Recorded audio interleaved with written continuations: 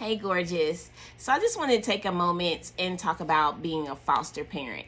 It's something that's dear to my heart. I've wanted to be a foster mom for over 20 years, and I've always had the goal of doing older teens. And so I'm trying to reach out to other people to encourage you to be a foster parent if you've ever thought about it. And in my community, I've seen that there's a need for more Black foster parents. And that's something that was really pushed to me in my heart that I needed to do.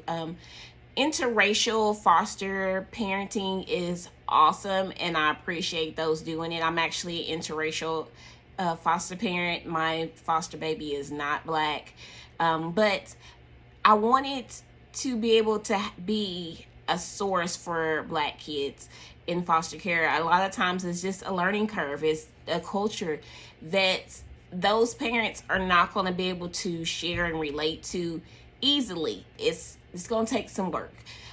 So I figured, why not try to do it myself? In that way, there wouldn't be as much of a culture shock. They will be able to adapt and fit in a little bit better. I mean, every household is totally different. So all the kids have to learn, how you guys' routine is, how your eating style is.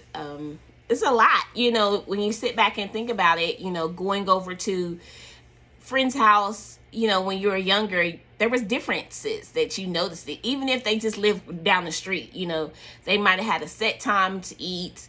There are rituals for bedtime. There might not be any rituals.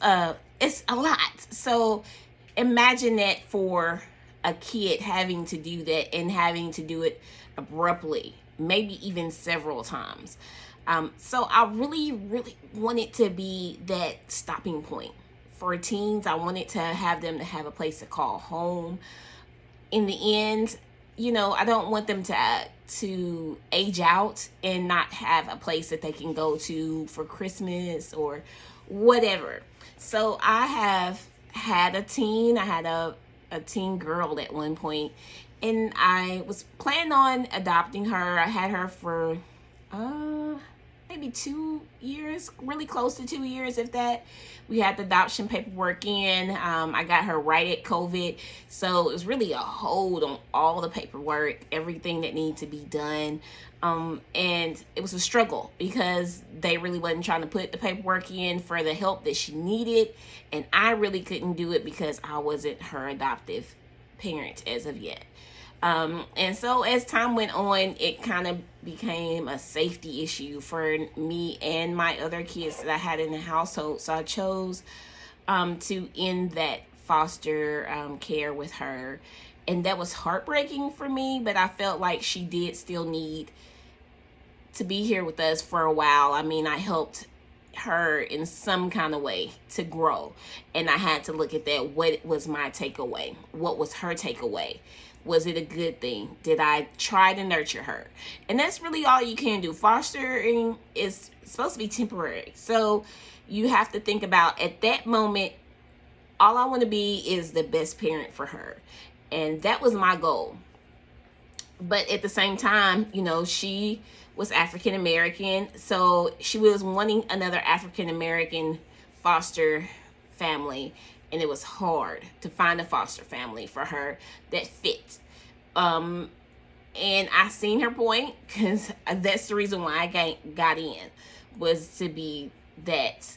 So there was not any confusion, especially, a teenage girl trying to tell someone that's not of our race why you need to spend $200 on her hair and get braids, or, a quick weave or sew in or whatever.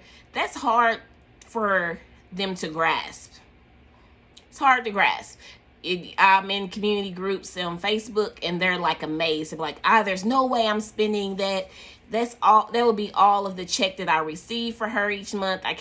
We can't survive that way. I need to be able to use those funds to feed her and to clothe her. How am I going to just get her hair done and then do all the extra stuff? And the needing things, the things that she needs, like hygiene products and everything as well. it becomes a struggle. And if you're not ready for that coming in the door, it's hard. It really is, and it's hard for the foster kid to be able to fit in, when people look at you and they're making fun of you for your hair not being kept up. It's huge. It's huge. And that was one thing I really focused on with my foster, was getting her whatever she wanted. She wanted braids. I tried to make sure that they were done. As soon as they started looking a little, what's the next thing? Let's keep it moving. And that helped her self-esteem.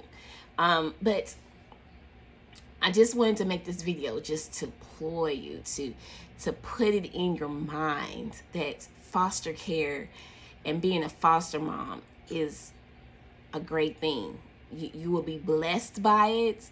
There's ups and downs, but that's part of being, a parent, period. But if you already have kids, you already are doing the work. You're already doing the work. Especially if you do a foster kid that's in the same age. A lot of times they have friends that are in foster care. Do a kinship. Get them in the same household. Sometimes that can be a curse, and sometimes that can be a good thing. But like I said, you're already parenting. So why not? You're going to take the same amount of time to parent it if you didn't. The only thing was having room. And most foster kids don't need a lot. They don't want a lot of room. They want to be embraced with the family, to fit in, to be moving around. So they don't mind sharing a room. They don't mind it. They like, hey, we're all family. I got siblings and they like me and we're doing this. We're going to the movies. They love that kind of stuff. So I just wanted to take a moment, because that's something that's on my heart, and you're probably going to hear a little bit more about it in this on this channel, but I had to share. And if you have any questions or you just need a positive enforcement, I'm your girl. But foster parenting is something that I feel that a lot more parents should do. I believe there's too many foster kids that's in homes, in group homes. I seen something in Texas where they were having the teens live in hotels. Can you imagine being a teen and you're living in a hotel? Where's the adult supervision? Where's the love? Where is the guidance? There's certain things that you're not going to learn unless you're embraced with parents that love you. You're not going to learn how to survive. You're not going to learn how to budget. You're not going to learn how to take care of yourself properly unless you have people around you loving you and you can see and replicate that information and what they are doing into your own self. They have to see it to do it. And there are the few exceptions that are like, hey, I'm just going to do opposite of what I see, what I've been through. And it works because they have the drive. But sometimes you need to be that light in somebody's eyes. They're like, hey, somebody cares about me. Oh, they're doing this. Maybe I can look into that. Now, just with any kids, they're going to rebel some. But if you put those foundation, that foundation in their heart, they'll know what to go back to. Like, my budget was jacked up this month. My mama used to do this. Let me go and try this. Or, I spent all my money on X, Y, and Z. Now what? Or, I'm dealing with a boyfriend and I don't know what to do. Is this a good thing? Should I continue abusive relationship? And they see, your household and your love in there, and they're like, I don't have to take this. I don't. There's better out there, and they see that in you. So I just really want to be that. I have to say it. It needs to come out. I hope that you take something from it. You don't have to do it today. You don't have to do it forever. But I feel if you bless one child, we're doing it. We're doing it big. So like I said, there'll be more about foster care. I'm hoping to adopt my foster baby here in the next couple months. So there will be a celebration when I finally get to that goal, because I've had her a year and a half now, and it's time. We're ready. She's she's a baby. She don't really know, but she only knows me as mommy. I've had her since she was 8 months old, and I've kept her here and there before that. So she's family, period. But until we meet again, just think about this. Take a moment, think about it. I know you can do it. And see, if this could be something that you can bless a child with. Because there's nothing more important than having a family and having good, positive relationships with adults.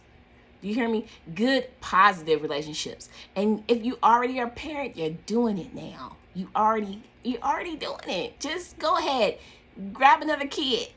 Get one that's a little younger or the same age as the kids you already got. You're already doing the stuff. You've already experted 2-year-olds because you already got a 4-year-old. You already know the drill. You already know the potty training sequence. You can do this. Okay?